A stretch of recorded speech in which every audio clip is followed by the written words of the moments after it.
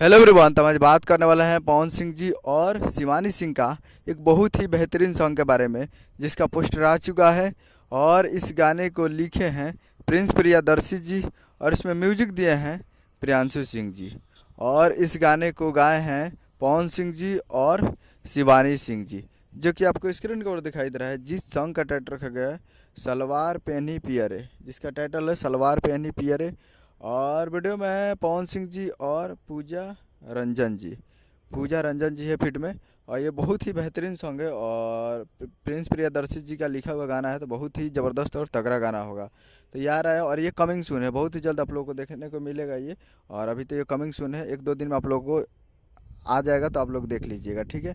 और ये आ रहा है Times Music Bhojpuri YouTube channel पे। Times Music Bhojpuri present Bhojpuri YouTube channel पे आप लोग तैयार रहिएगा ये फुल फोटो सॉन्ग को देखने के लिए। कमेंट्स में एक दो दिन में आप लोगों को देखने को मिल जाएगा। उम्मीद करेंगे वीडियो चला चैनल सब्सक्राइब करेगा, बेल आइकन प्रेस करता है। कैसे कैसे आई लिया यादव और पवन सिंह जी का।